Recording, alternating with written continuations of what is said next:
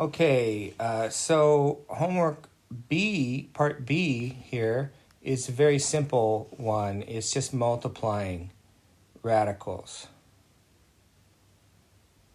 which we've kind of done before. So let's see. Square root of 75 times the square root of 3. Well, that's going to be the square root of 25 times 3 times 3. Square root of 75, I noticed right away that 25 is a perfect square that's a factor of that. So I just factored it out. The other factor is 3. And then the second 3 comes from here. So this is the 75, and this is the other 3. And notice now I have 9, square root of 25 and the square root of 9. So that's going to be 5 times 3, which is 15. Okay, so that one turned out nicely. Now here's one with two binomials multiplied. And what do? You just use the distributive property. You just distribute. So you take each term here times each term here. So you take square root of 2 times each of these, and then negative 3 square root of 5 times each of these.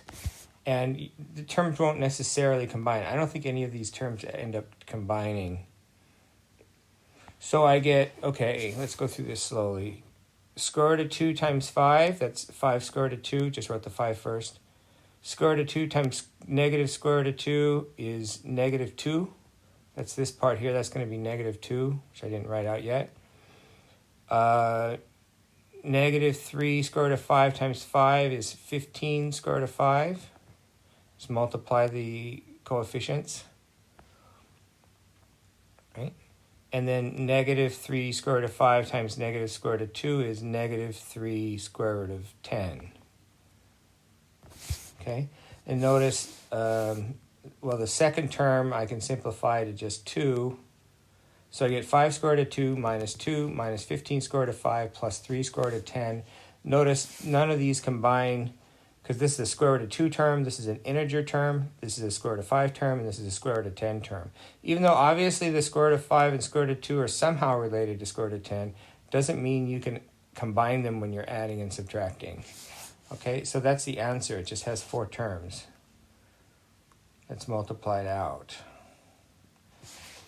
And that's it for those examples. You just multiply stuff out for this section. It's pretty straightforward.